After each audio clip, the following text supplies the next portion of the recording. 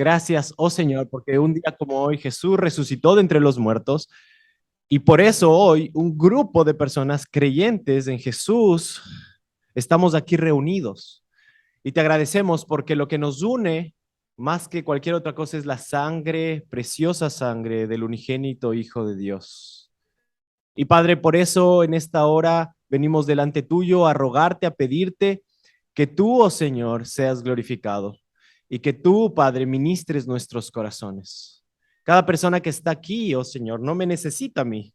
Cada persona que está aquí y yo mismo te necesitamos a ti, necesitamos de tu palabra. Por eso, Padre, por tu Santo Espíritu te rogamos que nos hables a nuestros corazones según la necesidad de cada uno de nosotros. Tú conoces lo más íntimo, como dice tu palabra, de nuestros corazones, lo profundo de nuestros pensamientos. Tú sabes cada necesidad espiritual, cada necesidad física que tenemos. Así que te rogamos, Padre, que tú hagas tu obra, la obra que solo tú puedes hacer por medio de tu Santo Espíritu, por medio de tu palabra. Te lo rogamos en el nombre de Jesús. Amén. Habacuc es un profeta diferente a los demás profetas del Antiguo Testamento. ¿Por qué? Porque Habacuc, a diferencia de los profetas del Antiguo Testamento que están hablando de parte de Dios hacia el pueblo, Habacuc es un profeta que está hablando con Dios. Todo el libro del profeta Habacuc es una oración. Habacuc no está hablando al pueblo, está hablándole a Dios y está preguntándole muchas cosas, está cuestionando muchas cosas, está dudando y está preguntando mucho. Desde el capítulo 1 pasa eso. Y va a llegar al capítulo 2, después de hacer varias preguntas, va a llegar a este versículo. El justo por su fe vivirá. Ahora bien, a modo de introducción, y antes de entrar al estudio de este versículo, quisiera que veamos qué está pasando en el contexto histórico de este libro. Es muy importante cuando nosotros estudiamos la Biblia que nosotros veamos qué está pasando históricamente, por ejemplo, a nivel social, a nivel político, a nivel económico, a nivel religioso. Todo eso da más brillo a nuestra comprensión del texto. Por eso, a modo de introducción, quisiera en esta mañana, nos va a tomar un poquito, pero es importante para entender el texto, ver qué estaba pasando históricamente en este tiempo. Entonces, empecemos, acompáñame al capítulo 1 de Habacuc, y empecemos viendo qué estaba pasando a nivel social en este tiempo. Fíjate conmigo, Habacuc, capítulo 1, vamos al capítulo 1, versículo 2 al 4. El profeta pregunta lo siguiente, y ahí nos damos cuenta cuál era la condición social del pueblo. Dice, ¿hasta cuándo, Señor, pediré ayuda y no escucharás? Clamaré a ti violencia y no salvarás. Es decir, dentro del pueblo de Israel había violencia. Versículo 2. ¿Por qué me haces ver la iniquidad? Había iniquidad. Y me haces mirar la opresión. Había opresión. La destrucción y la violencia están delante de mí. Hay rencilla y surge discordia. Había pleitos, había discordia. Eso es lo que dice el profeta. Eso es lo que está pasando a nivel social. Por eso, versículo 4, no se cumple la ley. Dios había instituido su ley, pero no se cumplía la ley. Eso es lo que dice el profeta. Y nunca prevalece la justicia. Así como ahora nosotros escuchamos jueces corruptos, ¿no? Muchas veces, bueno, en esa época también había en el pueblo de Israel. Nunca prevalece la justicia, los jueces eran corruptos. Pues el impío asedia al justo, por eso sale pervertida la justicia. A nivel social, si pudiéramos describir en una sola palabra, había caos a nivel social. Eso es lo que vemos en el pueblo de Israel. Un comentarista dice, la maldad era tan abundante en Judá que Habacuc solo puede notar que los malos prosperan mientras que los justos sufren. Y no solo es que los malos prosperaban, sino que lo hacían oprimiendo y asediando a los hombres que verdaderamente amaban a Dios. Eso a nivel social. ¿Qué pasaba a nivel político en esta época? Otra vez, capítulo 1, fíjate conmigo el versículo 5 y 6. Mirad entre las naciones, observad, asombraos y admiraos, porque haré una obra en vuestros días que no creeríais si se os contara. Porque he aquí, yo levanto a los caldeos. Esta es la respuesta que le va a dar Dios a Habacuc y le dice a Habacuc, yo voy a levantar a los caldeos. ¿Quiénes eran los caldeos? Los caldeos eran los babilonios.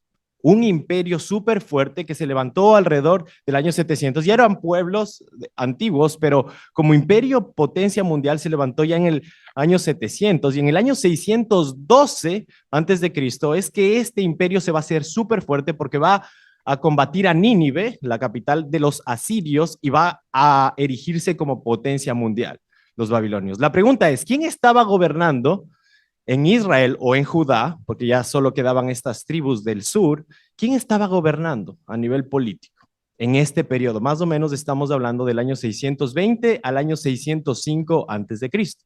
La historia nos cuenta que los reyes que estaban gobernando en este periodo era Josías, y vamos a ver, Joacás y Joacim, ¿ok? Y para ver más o menos qué es lo que estaba pasando con estos reyes, tenemos que ir indudablemente al libro de los reyes del Antiguo Testamento, que nos va a ayudar a ver qué estaba pasando políticamente con estos reyes que estamos mencionando en esta época. Entonces vamos, acompáñame a Segunda de Reyes, del segundo libro de los Reyes, al capítulo 23, y ahí vamos a ver lo que estaba pasando. Entonces acompáñame a Segundo Libro de los Reyes, está atrás, igual en el Antiguo Testamento.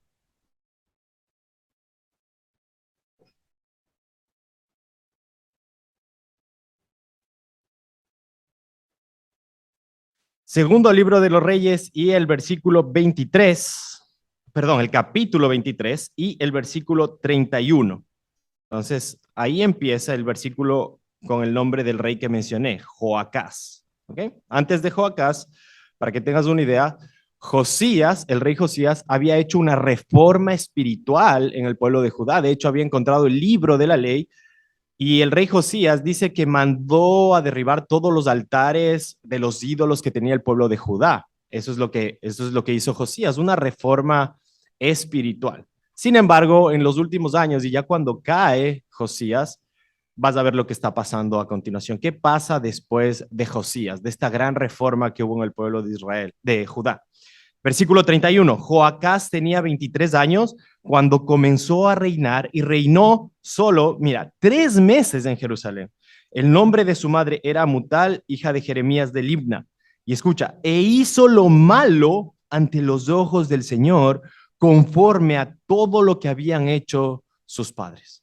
O sea, se levantó este rey e hizo lo malo. Era un rey corrupto y Faraón Necao, fíjate, ahí están todavía gobernando en el en la mundialmente los egipcios. Y Faraón Necao lo puso en prisión en Ribla, en la tierra de Amad, para que no reinara en Jerusalén, e impuso una multa sobre la tierra de 100 talentos de plata y 1 talento de oro.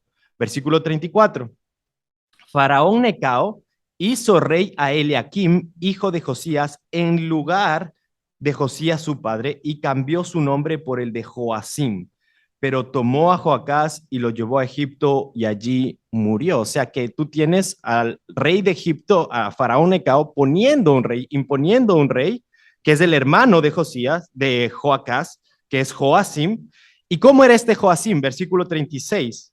Versículo 37, e hizo lo malo ante los ojos del Señor conforme a todo lo que habían hecho sus padres. También él fue un rey corrupto dentro del pueblo de Judá. De hecho, cuando tú lees Jeremías, capítulo 36, y Jeremías tiene un encuentro, el profeta Jeremías tiene un encuentro con Joacim, le da el rollo, un rollo que él había escrito de parte de Dios en Jeremías 36. Lo que hace Joacim era tan corrupto que dice que lo hizo pedacitos, lo hizo añicos, lo hizo polvo, lo quemó y no quiso escuchar a Jeremías. Jeremías le estaba instando al arrepentimiento. Eso es lo que tú ves todo el libro de Jeremías, instando al arrepentimiento, los profetas diciéndoles, por favor, vuélvanse a Dios. Pero Joacim dice que cuando le escuchó a Jeremías, quemó lo que él había dicho, lo que él había escrito.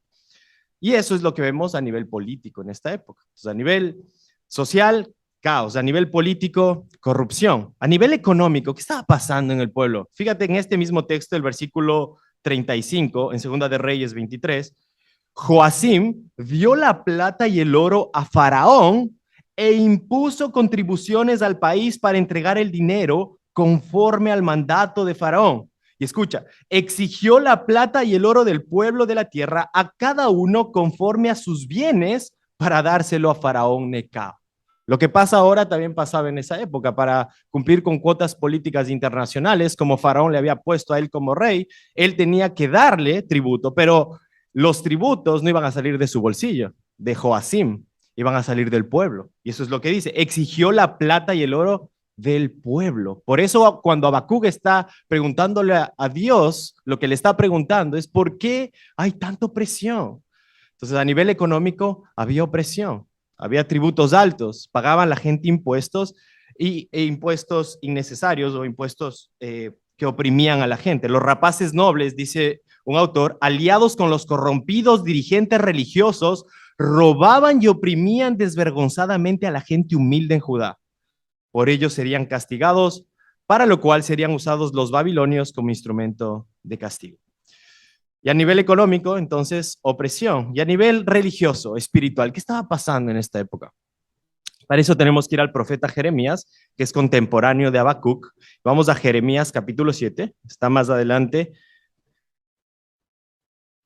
Jeremías capítulo 7, el versículo 16.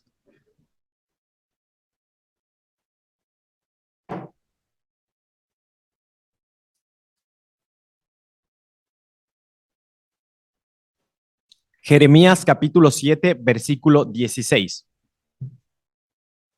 Y fíjate, ¿qué es lo que estaba pasando a nivel espiritual con este pueblo de Judá?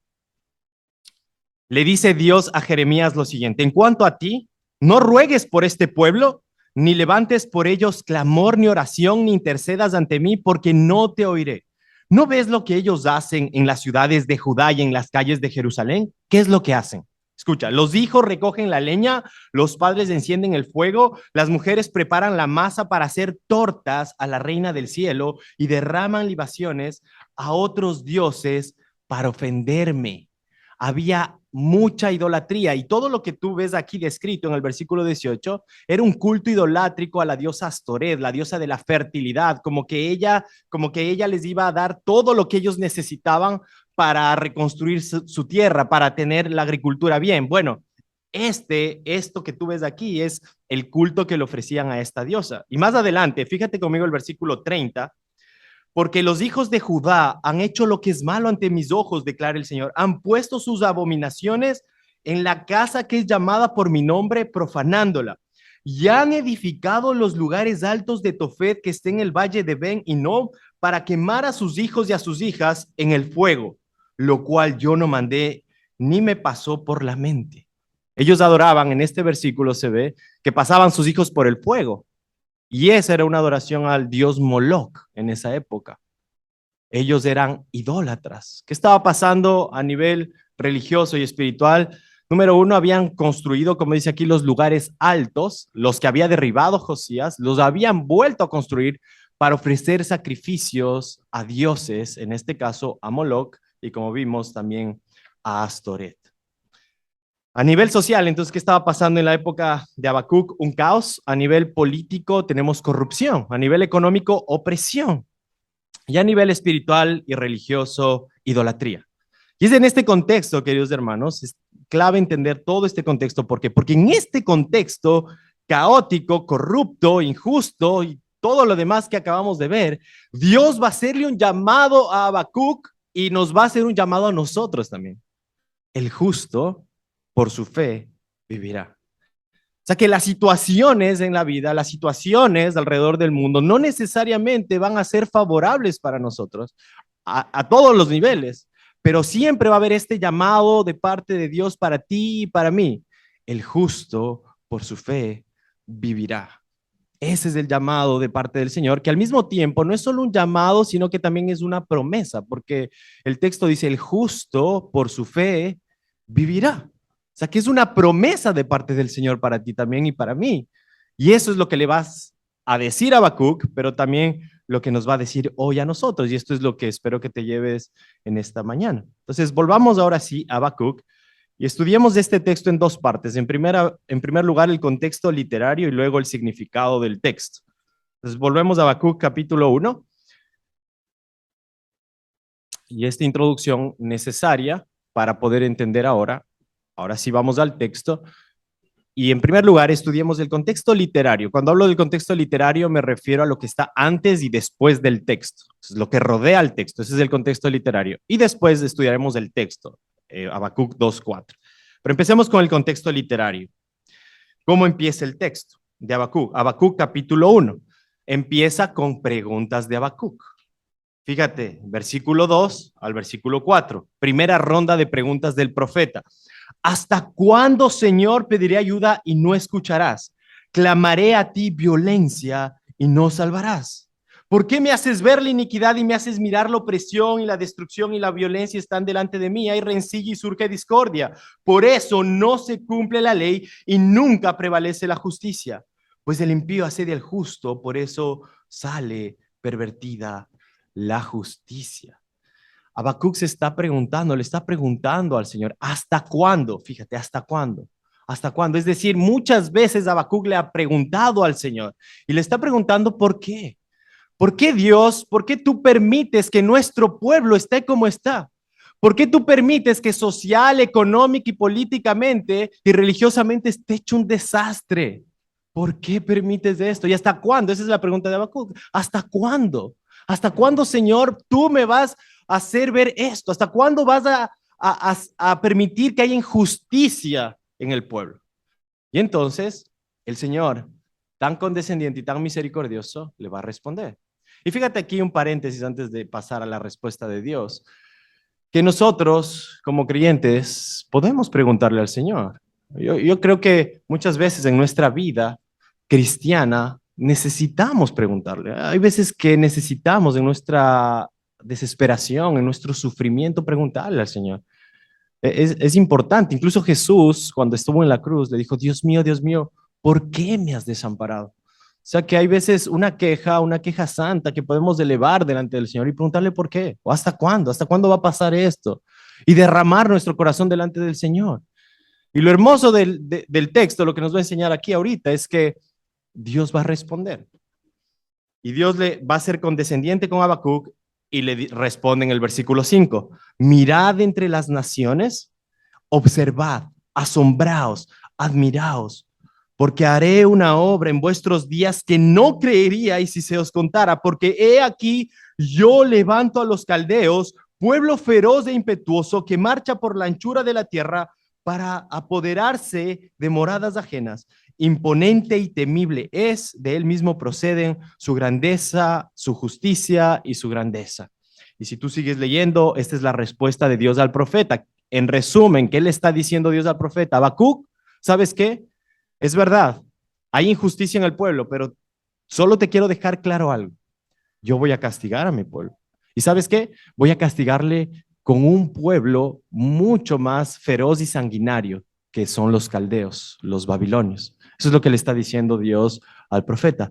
No creas que voy a dejar sin castigo, voy a castigar a mi pueblo y voy a usar un pueblo feroz y sanguinario para castigarlos, a Judá. De hecho, en el año 586 terminó derribando Dios al pueblo de Judá por mano de los babilonios, de eso cuenta la historia. Pero ahora levanta en el profeta otras preguntas, porque si tenía unas preguntas al inicio, ahora le levanta otras preguntas más, se queda más confundido. Y esto es lo que le va a preguntar. Fíjate el versículo 12, segunda ronda de preguntas. ¿No eres tú desde la eternidad, oh Señor mío, santo mío? Versículo 13, muy limpios son tus ojos para mirar el mar y no puedes contemplar la opresión. ¿Por qué miras con agrado a los que proceden pérfidamente y callas cuando el impío traga al que es más justo que él? ¿Por qué has hecho a los hombres como peces del mar, como reptiles que no tienen jefe? Terminan las preguntas en el versículo 17 del capítulo 1. ¿Vaciará pues su red y seguirá matando sin piedad a las naciones? En otras palabras, Habacuc le vuelve a preguntar a Dios y le dice ahora, oh Señor, ¿cómo puedes usar este pueblo? Un pueblo más injusto que nosotros, un pueblo tan sanguinario como los babilonios para castigarnos a nosotros. ¿Cómo puede ser? Y el Señor, otra vez, muy condescendientemente, le vuelve a responder a Habacuc. Y está desde el capítulo 2, versículo 2, la respuesta del Señor. Entonces el Señor respondió y dijo, escribe la visión y grábala en tablas para que corra el que la lea, porque aún es visión para el tiempo señalado, se apresura hacia el fin y no defraudará. Aunque tarde, espérala, porque ciertamente vendrá, no tardará. Yo te voy a decir, Habacuc, quiero que sepas que es algo seguro. Esto va a pasar. Y ahí, en medio de eso, está el versículo, nuestro versículo que vamos a estudiar. He aquí el orgulloso, en él su alma no es recta, mas el justo por su fe vivirá. Y después de eso, desde el versículo 5, lo que vas a ver a continuación en todo el capítulo 2 son las razones por las cuales Dios iba a castigar a estos babilonios. Lo que les va a decir, lo que le va a decir Dios a Habacuc es: Habacuc, sí, yo voy a usar estos babilonios para juzgar a mi pueblo, pero no creas que los babilonios se van a quedar sin castigo. De hecho, van a ser castigados. Ellos también van a ser juzgados. Y te voy a dar muchas razones para eso. Y si tú lees el capítulo 2, podemos leer algunas razones que están en los ayes o el ay. Cuando dice ay, ahí se ven las razones por las cuales Dios iba a juzgar a este pueblo. Por ejemplo, el versículo 6 dice: ay del que aumenta lo que no es suyo y se hace rico con préstamos. Versículo 9: ay del que obtiene ganancias ilícitas para su casa, para poner en alto su nido, para librarse de la mano de la calamidad. Versículo 12: Dios les iba a juzgar porque dice que edificaban las ciudades con sangre. Ay del que edifica una ciudad con sangre y funda un pueblo con violencia. Versículo 15: ay del que da de beber a su prójimo. Ay de ti que mezclas tu veneno hasta embriagarlo para contemplar su desnudez. Versículo 19: ay, el que dice al madero despierta o a la piedra muda levántate. Todos estos ayes, cuando tú veas en la Biblia un ay, es muestra de juicio de parte del Señor. Y Dios lo que le está diciendo a Habacuc es: Habacuc, yo les voy a castigar por todas estas razones. Yo sí les voy a castigar también a los babilonios. La pregunta es: ¿eso no ha pasado todavía? Esto le está diciendo Dios al profeta, pero todavía Dios no ha castigado a los babilonios. Tampoco el profeta está viendo el castigo de parte de los babilonios a Judá. La pregunta es: ¿cómo yo vivo? ¿Qué es lo que yo hago en el interín? Y el Señor le dice, Habacuc, versículo 4: el justo por su fe vivirá. Yo voy a castigar a mi pueblo en un futuro. Voy a castigar a los babilonios en un futuro. Todavía no, eso no ha pasado. Pero yo, ¿cómo vivo? En medio de estas preguntas, en medio de estas dudas, ¿cómo? ¿Qué es lo que yo hago? ¿Cuál es el llamado para el creyente? El justo vivirá por la fe. ¿Qué significa esto? Y con eso quisiera cerrar nuestro tiempo y después dar algunas aplicaciones. ¿Qué significa el justo por su fe vivirá? Fíjate el texto, vamos al versículo 4. He aquí el orgulloso, en él su alma no es recta, el justo por su fe vivirá. Hay tres partes, ¿no? Una persona, el justo, por su fe, un instrumento o un medio, y vivirá, una promesa. Entonces, veamos estas tres partes. En primer lugar, una persona, el justo. ¿Quién es el justo según este texto? Bueno, el justo, en primer lugar, lo podemos contrastar al orgulloso, porque dice: he aquí, el mismo versículo, el orgulloso, en él su alma no es recta, más el justo. O sea que el justo es una persona no orgullosa o una persona humilde, por el texto. Además, si tú vas al capítulo 1, versículo 4,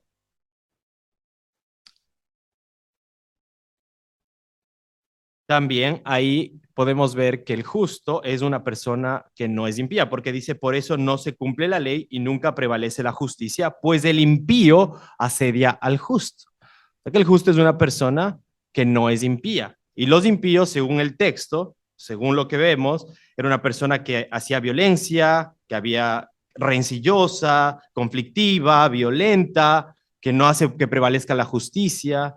Pero el justo no es eso, porque se lo está contrastando al justo con el impío.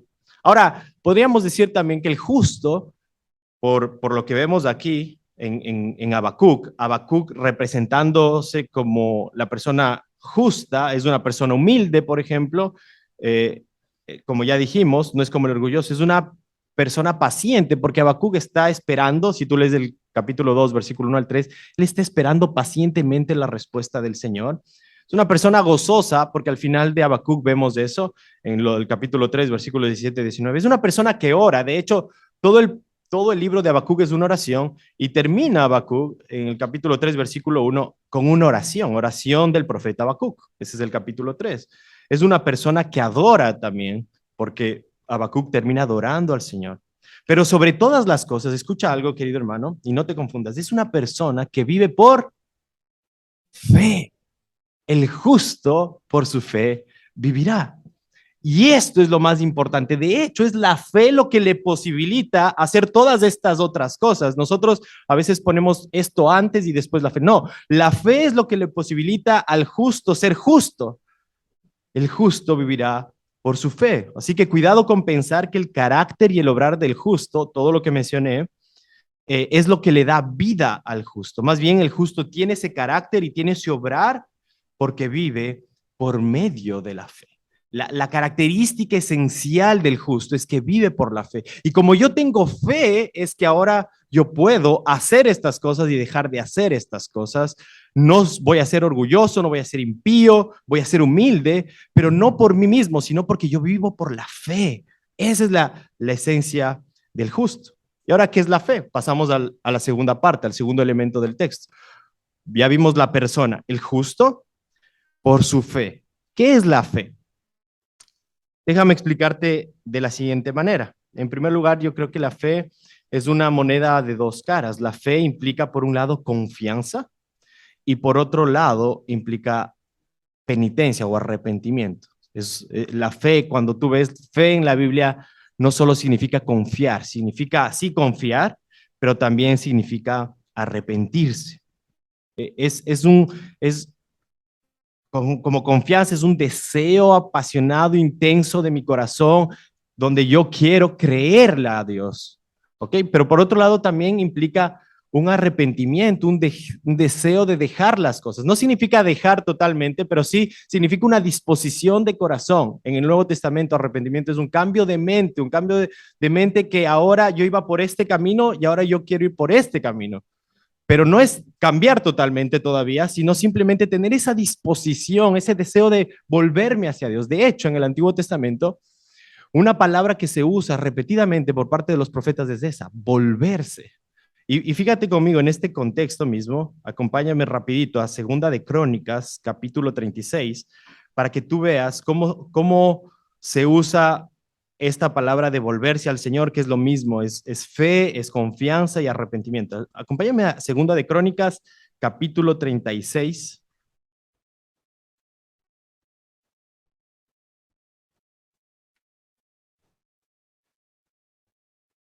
Y permíteme explicarte de esta manera, como lo explica aquí Crónicas. Segunda de Crónicas, capítulo 36, versículo 13 en adelante.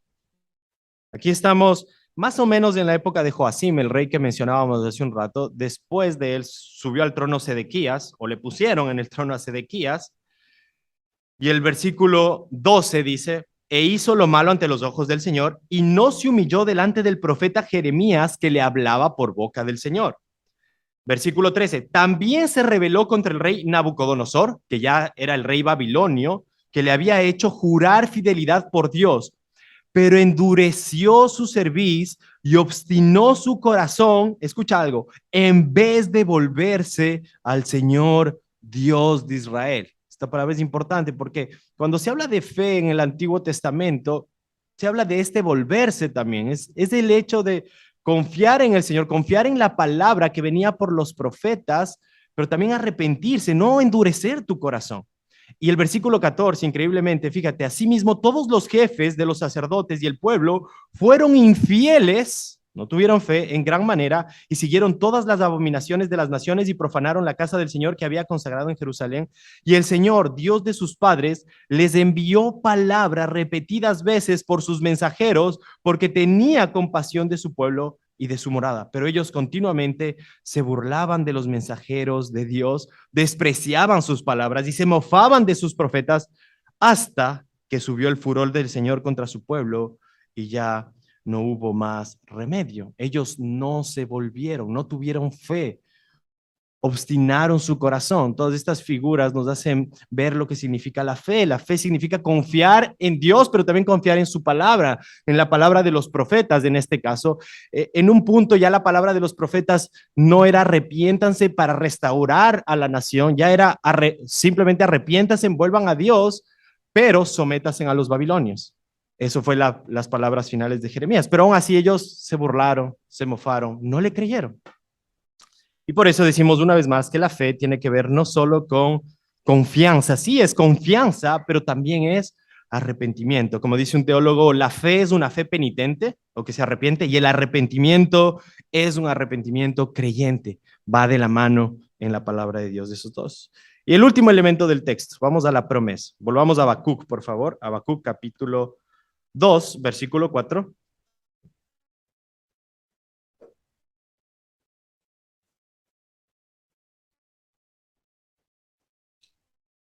El texto termina diciendo, el justo por su fe vivirá.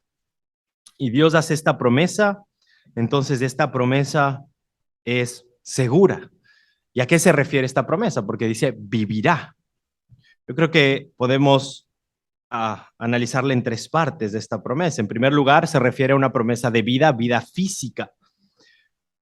A vida física, es decir, a tu tiempo de vida. O sea, Jeremías, cuando tú lees el profeta, nos muestra que todos los que por fe creyeron a Dios y creyeron la voz de su profeta, de los profetas de Dios, literalmente vivieron.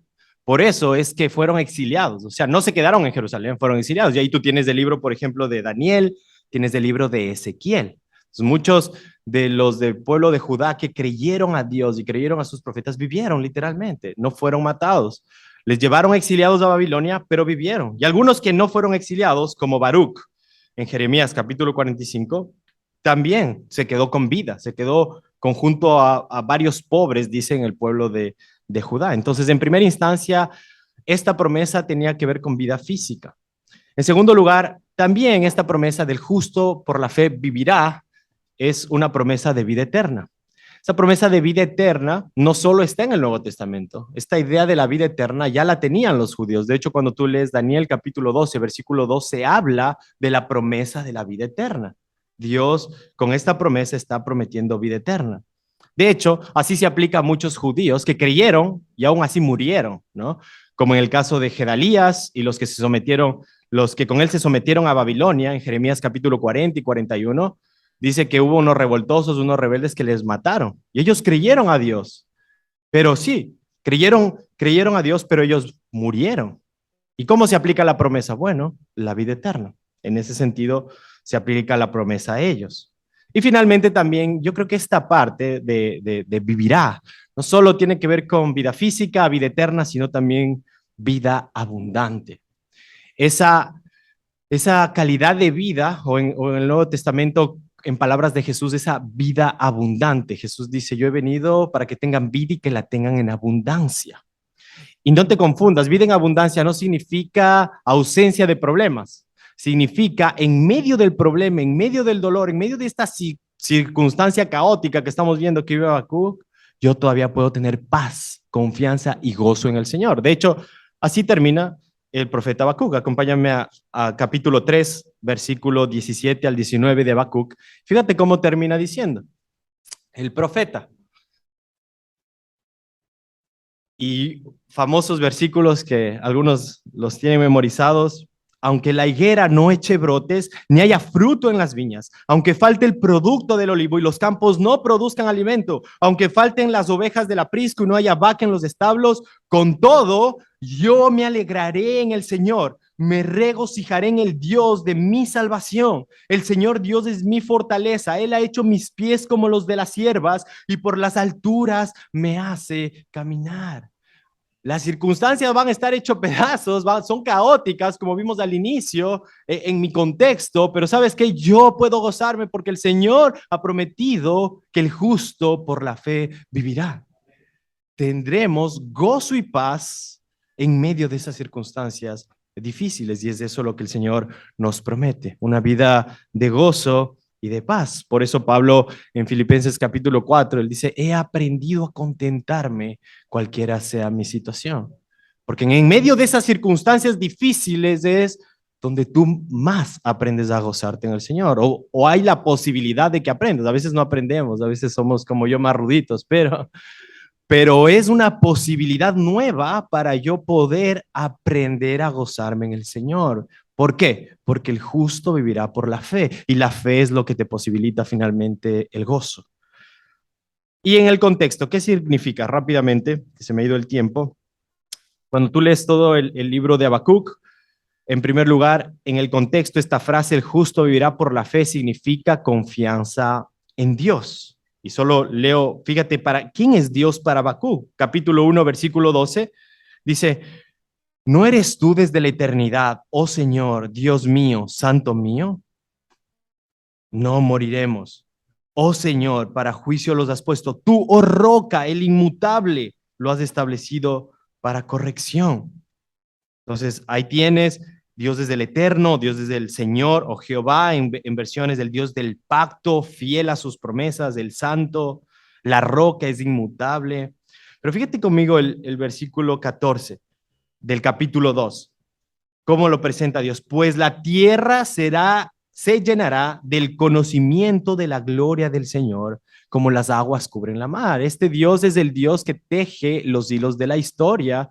Y un día, ahora no, un poco más velado, un poco velado, todavía no se conoce la gloria del Señor en su plenitud, pero sí en el corazón de los creyentes. Pero dice que la tierra se llenará del conocimiento de la gloria del Señor. Lo que nos está diciendo el texto es que un día Dios dará a conocer, pero para llevar a cabo ese plan, ese propósito, Él es el que le está llevando a cabo. Él teje los hilos de la historia y también los hilos de la historia de tu propia vida.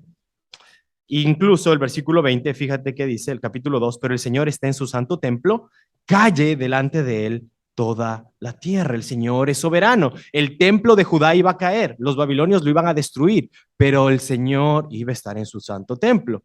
Eso nos muestra que Dios reina. De hecho, los salmos desde el capítulo 90, cuando tú lees, empiezan así.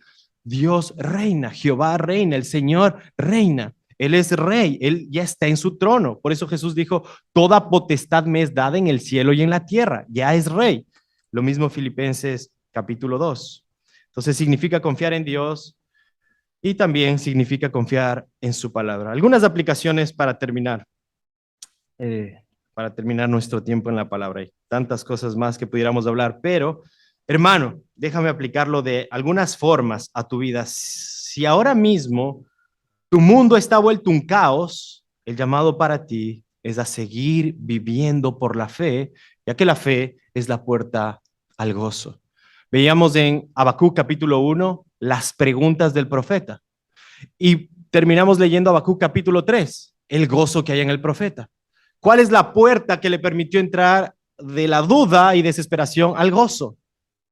La fe.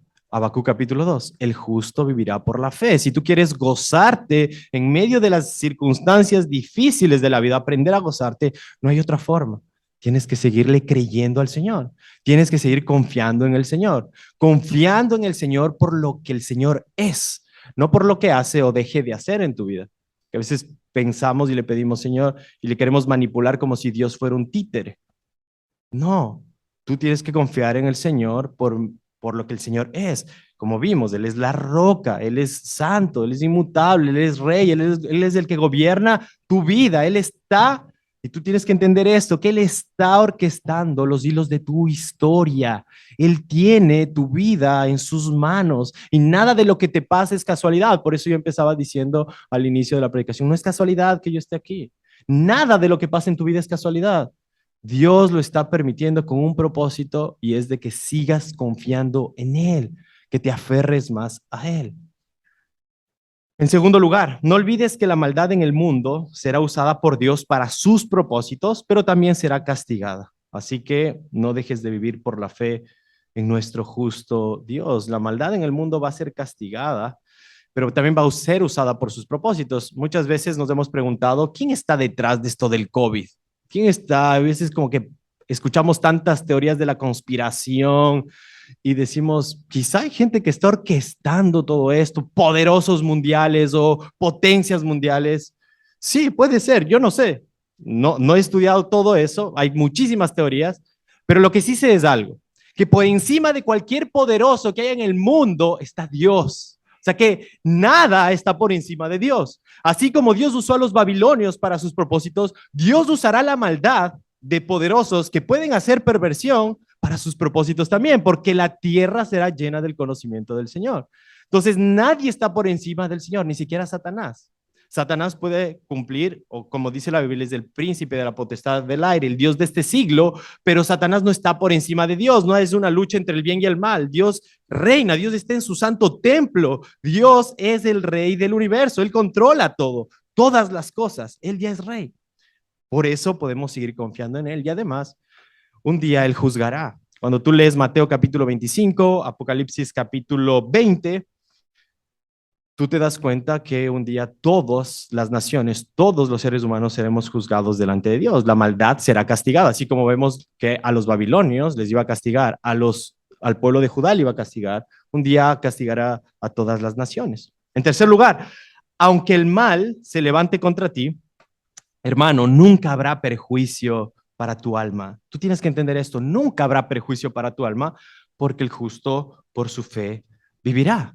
Nunca habrá perjuicio para tu alma. A los que aman a Dios, todas las cosas les ayudan a bien. Dios es cierto que usará el pecado para seguir conformándote a la imagen de Cristo, el pecado de otras personas. Aún eso, aún tu propio pecado, obrará para tu bien. José fue llevado a Egipto, por ejemplo, Daniel fue llevado al foso de los leones, Jesús fue llevado a la cruz, pero todo eso Dios lo usó para bien. José en Génesis capítulo 50, versículo 20, les dice a sus hermanos, ustedes pensaron el mal contra mí, pero Dios lo tornó para bien. Dios es experto en hacer que a sus hijos las cosas les ayuden a bien. Entonces, aún el mal que personas te puedan hacer, escucha hermano, Dios las tornará para tu bien. Es increíble, pero esa es la promesa del Señor. El justo vivirá por su fe. Y aun que te quiten la vida, hermano, es para tu bien, porque Pablo dice en Filipenses 1:21, porque para mí el vivir es Cristo y el morir es ganancia. Entonces en el cristianismo nunca hay perjuicio. El Señor aún, siempre el mal lo torna para bien y para sus propósitos. Aún la muerte de Cristo fue así. Hermano, si has pecado, es hora de levantarte por medio de la fe, una cuarta aplicación. El justo, como veíamos, es una persona humilde, paciente, lleno de gozo, pero a veces cae y a veces cae en pecado. ¿Qué hace en esos momentos del justo? Escucha esto, este proverbio 24:19, porque el justo cae 7 veces y vuelve a levantarse. Y le agregamos lo que estudiamos hoy, por medio de la fe, por medio de la fe. Así que, hermano, si has caído en pecado y estás batallando con algún pecado, tú tienes que saber, tú tienes que repetirte el evangelio una vez más a ti. La sangre de Cristo es suficiente para perdonar todos tus pecados. Tienes que seguir creyendo en Cristo, porque la sangre de Cristo es suficiente para perdonar absolutamente todos tus pecados. No sé en qué has caído, no sé con qué estás batallando, con qué pecado estás luchando ahora mismo, pero una cosa sí sé es que Jesús, cuando te ve a ti, arrepentido, humilde, no te desprecia. Corazón contrito y humillado no despreciará el Señor. Así que ven una vez más, porque Él no vino por justos, Él vino por pecadores para que procedan al arrepentimiento. El Señor siempre te perdonará. Y lo mismo, la misma promesa para ti, amigo que estás aquí. No sé si hay alguien que no conozca de Cristo, que es nuevo. No les conozco a todos, pero si tú no has venido a Cristo, el llamado para ti es el mismo. Ven a Él, porque en Él hay vida eterna y vida en abundancia. El Señor te ofrece algo, no te ofrece solucionarte los problemas de la vida, ¿no? No es que todo va a estar bien cuando vienes al cristianismo, eso lo dejamos para los evangelistas de la prosperidad. No, el Señor no te ofrece. El Señor Jesucristo te ofrece una cruz para seguirle y vida eterna, pero también una vida en abundancia.